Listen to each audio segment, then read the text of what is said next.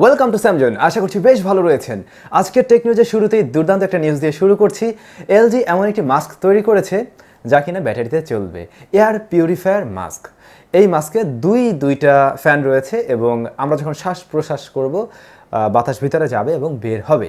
আর এই ফ্যান সেটা সেন্সরের মাধ্যমে আসলে ওইভাবে চলবে, কারণ যদি ফ্যান সবসময় একরকম চলতে থাকে তাহলে কিন্তু শ্বাস প্রশ্বাসের সমস্যা হবে। সো ফ্যানের ভোল্টেজ ওইভাবে মেজারমেন্ট করা হবে সেন্সরের মাধ্যমে। আর এই প্রোডাক্ট আজকেই লঞ্চ করা হয়েছে এলজির তরফ থেকে। আর এই মাস্কটাকে অ্যাপের সাথে কানেক্ট করা যাবে। এলজি একেবারে সঠিক সময় সঠিক একটা জিনিস নিয়ে আসতে পেরেছে। এবারে পোকো X3 ফাইনালি আসতে যাচ্ছে, এটা একদম শিওর, এবং আগামী মাসের 8 তারিখে লঞ্চ হওয়ার কথা রয়েছে ইন্ডিয়াতে। এই পোকো X3 এবং পোকো X2 যেটা আমরা অলরেডি ব্যবহার করছি, এই দুটার মাঝে খুব একটা তফাৎ দেখা যাচ্ছে না। ডিসপ্লেতে সেই আগের মতোই 120 হার্টস রিফ্রেশ রেট রয়েছে এই স্মার্টফোনটিতেও। তবে এবারে কি সেটা সুপার অ্যামোলেড বা অ্যামোলেড এই ধরনের কোনো কিছু হবে কিনা সে ব্যাপারে এখনও কোনো তথ্য জানা যায়নি। যদি আগের ডিসপ্লে দেওয়া হয় তাহলে তো এই সেম ডিসপ্লে দিয়েই আসতে যাচ্ছে। রিয়ারের ক্যামেরা সেটআপও ঠিক আগের মতো রয়েছে। 64 মেগাপিক্সেলের মেইন শুটার সনি IMX686 সেন্সরটি দেওয়া হচ্ছে। পরে রয়েছে 8 মেগাপিক্সেল, 5 মেগাপিক্সেল এবং 2 মেগাপিক্সেল। আর ফ্রন্ট ফেসিং হিসেবে থাকছে 20 মেগাপিক্সেলের ক্যামেরা। প্রসেসর সেকশনে পরিবর্তন আনা হয়েছে। আগে ছিল কোয়ালকম স্ন্যাপড্রাগন 730G, এবারে আসছে 732 দিয়ে। আর এর ব্যাটারিতে আমরা পেতে যাচ্ছি 5200 মিলিঅ্যাম্পার বা 5160 মিলিঅ্যাম্পারের কোনো একটা ব্যাটারি। আর চার্জার হিসেবে থাকছে 33 ওয়াটের চার্জার। এখন পর্যন্ত যে সমস্ত লিকেজ টিকেজ রয়েছে সেই অনুযায়ী বিষয়টা এরকম দাঁড়িয়েছে। তাতে আমরা কিন্তু আগের X2 এর চাইতে X3 এর মধ্যে খুব একটা তফাৎ এখনও দেখতে পাচ্ছি না। প্রসেসরে পরিবর্তন রয়েছে, আর খুব ভালো হবে যদি ডিসপ্লেটাও পরিবর্তিত হয়ে আসে। দেখা যাক কি হয়, 8 তারিখ খুব শীঘ্রই চলে আসবে। এদিকে ইনফিনিক্স থেকে একেবারে আগুন নিউজ রয়েছে।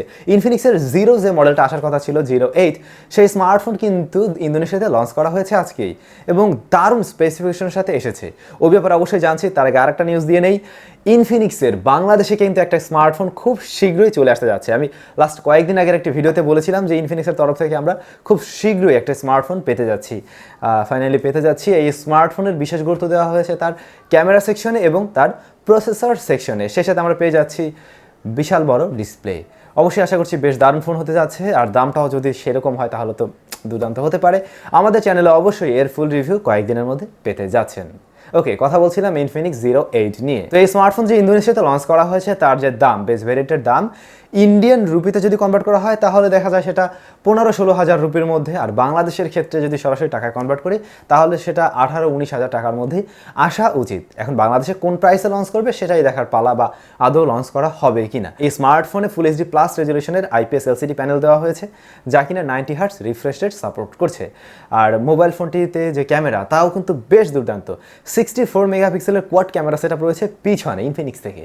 আর ফ্রন্ট ফেসিং হিসেবে আমরা পাচ্ছি 48 মেগাপিক্সেলের ডুয়াল সেটআপ ক্যামেরা। চিন্তা করা যায় এই মোবাইল ফোনের প্রসেসর সেকশনে দেওয়া হয়েছে হেলিও Z90T, যেটা আমরা বেশ ভালো ভালো ব্র্যান্ডের ভালো ফোনে ব্যবহার হতে দেখেছি। ইনফিনিক্স এবারে যা করার একটা করেছে। ব্যাটারি হিসেবে থাকছে 4500 মিলিঅ্যাম্পারের ব্যাটারি, 18 ওয়াটের ফাস্ট চার্জিং সিস্টেম, আর 8GB এবং 128GB র্যাম ভেরিয়েন্টও পাওয়া যাচ্ছে।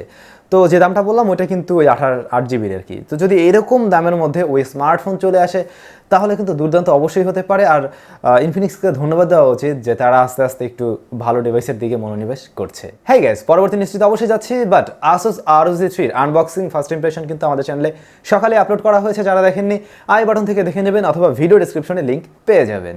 আর আমাদের আজকের এই ভিডিওটি ভালো লাগলে অবশ্যই লাইক, কমেন্টস অ্যান্ড শেয়ার করতে ভুলবেন না। সাবস্ক্রাইব করে রাখুন রেগুলার এই ধরনের দারুণ ভিডিও পাওয়ার জন্য। খুব শীঘ্রই আসতে যাচ্ছে Mi 10T এবং Mi 10T Pro। এই স্মার্টফোনের ক্যামেরাতে গিম্বল সিস্টেম দিয়ে আসতে যাচ্ছে, মানে যেটা আমরা Vivo X50-তে দেখেছি। ক্যামেরার ভিতরে, লেন্সের ভিতরে গিম্বল। বাহ, দারুণ ব্যাপার স্যাপার। ভিডিও আর নড়াচড়া করবে না। মোবাইল ফোনটিতে থাকছে 108 মেগাপিক্সেলেরই ক্যামেরা, আর এর ডিসপ্লেতে থাকছে 144 হার্টস রিফ্রেশের ডিসপ্লে। তবে এখন এখানে একটা কনফিউশন তৈরি হয়েছে, এই ডিসপ্লেটা হতে পারে IPS অথবা হতে পারে অ্যামোলেড। তবে নাকি বেশিরভাগ সম্ভাবনাই রয়েছে এটাতে IPS দিয়ে আসার বা LCD স্ক্রিন দিয়ে আসার।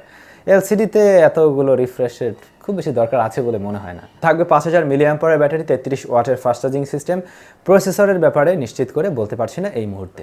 Finally Samsung Galaxy M51 listed on Google play console. এইখানে লিস্টেড হওয়া মানে এই স্মার্টফোন অবশ্যই আসতে যাচ্ছে, এবং কি নিয়ে অ্যাকচুয়ালি আসতে যাচ্ছে সে ব্যাপারে আমরা নিশ্চিত করে বলতে পারছি। আমরা এই মোবাইল ফোনের প্রসেসর নিয়ে অনেক কিছু শুনেছি, যেমন সেখানে স্ন্যাপড্রাগন 730 আসবে না 730G আসবে। আমরা একটু কনফিউশনে ছিলাম, কিন্তু এখান থেকে ক্লিয়ার হওয়া যাচ্ছে এই মোবাইল ফোনটিতে স্ন্যাপড্রাগন 730 দিয়ে আসছে, বাট এই স্মার্টফোনের যদি আরও কোনো ভেরিয়েন্ট থাকে লাইক M51s, সেটাতে হয়তো বা 730G দিয়ে আসলেও আসতে পারে, কিন্তু এটাতে 730 দিয়েই আসছে। বাদবাকি স্পেসিফিকেশন হয়তো বা জানেন, সেখানে আমরা সুপার অ্যামোলেড প্যানেল পাচ্ছি যা কিনা ফুল এইচডি প্লাস রেজলিউশনের, তবে হায়ার কোনো রিফ্রেশ রেট নেই। আমার মনে হয় না যে সেটার খুব বেশিও প্রয়োজন আছে, ওটাতেই অনেকের ভালো লাগবে। আর এই মোবাইল ফোনের রেয়ারে থাকছে কোয়াড ক্যামেরা সেট আপ, 64 মেগাপিক্সেলের মেইন শুটার রয়েছে সেখানে, তারপরে 12 রয়েছে, তারপরে রয়েছে 5 এবং তারপরে রয়েছে 2, আর ফ্রন্ট ফেসিং হিসেবে থাকছে 32 মেগাপিক্সেলের ক্যামেরা। ব্যাটারি হিসেবে আমরা পেতে যাচ্ছি 7000 মিলি অ্যাম্প পাওয়ারের ব্যাটারি। উড়ে ভাইরে ভাই, 7000 মিলি অ্যাম্প পাওয়ারের একটা ব্যাটারির সাইজই তো আমার এই ফোনের সমান হওয়া উচিত। আমার যা মনে হয় ওই মোবাইল ফোনের ওজন অলমোস্ট এই আসুস ROG 3 মতো হবে, মানে 250 গ্রাম ওয়েট হবে। 7000 মিলি অ্যাম্প পাওয়ারের একটা অলমোস্ট পাওয়ার ব্যাংক, আমরা পাওয়ার ব্যাংক দেখতে পাই 10,000 মিলি অ্যাম্প পাওয়ার। যাই হোক, আপনি একটা পাওয়ার ব্যাংক নিয়ে ঘুরবেন, অন্যের ফোনে চার্জ করে দেবেন, 5 টাকা করে নেবেন। আর এই মোবাইল ফোনের চার্জার হিসেবে থাকছে 25 ওয়াটের চার্জার। আপাত দৃষ্টিতে র্যাম হিসেবে দেখা যাচ্ছে 8GB। এবারে OnePlus-এর তরফ থেকে একটু অন্যরকম নিউজ রয়েছে। খুব শীঘ্রই OnePlus-এর একটি স্মার্ট ব্যান্ড বা স্মার্ট ওয়াচ আমরা পেতে যাচ্ছি। OnePlus ঘড়ি বানাবে এখন, অনেক কিছুই তো তৈরি করলো টিভি, এখন যদি ঘড়ি না বানায় তাহলে কি করে হয়? তো OnePlus-এর এই স্মার্ট ওয়াচটি লিস্টেড হয়েছে IMDA সাইডে। সো ফাইনালি OnePlus একটা ঘড়ি আমাদের জন্য নিয়ে আসতে যাচ্ছে। আপনাদের কতটুকু আগ্রহ রয়েছে OnePlus-এর ওয়াচ সম্বন্ধে অবশ্যই কমেন্টস করে জানান। তবে এটাও মনে রাখবেন, দামটা নেহাত কম হবে না, দাম বেশিই হবে। বাই দ্য ওয়ে, আমি চিন্তা করছি মাঝে মাঝে আমরা কিছু পুল দেবো, এই পুলের রেজাল্ট নিয়ে আমাদের টেক নিউজগুলোতে আলোচনা হবে। এই ক্ষেত্রে আপনাদের থেকে অনেক ইনফরমেশন নেওয়া যেতে পারে, আপনাদের চাহিদা বোঝা যেতে পারে। এ ব্যাপারে আপনাদের মতামত রয়েছে কিনা অবশ্যই কমেন্টস করে জানান। অবশ্যই আপনাদের মতামত থাকলে নেক্সট টাইম আমরা এরকম পুল দেওয়ার ট্রাই করবো। জাস্ট একটা ক্লিক করে ভোট দিয়ে দেবেন, দ্যাটস ইট। তবে বন্ধুগণ, এরই মাঝে আমাদের টেক নিউজ আজকে শেষ করছি।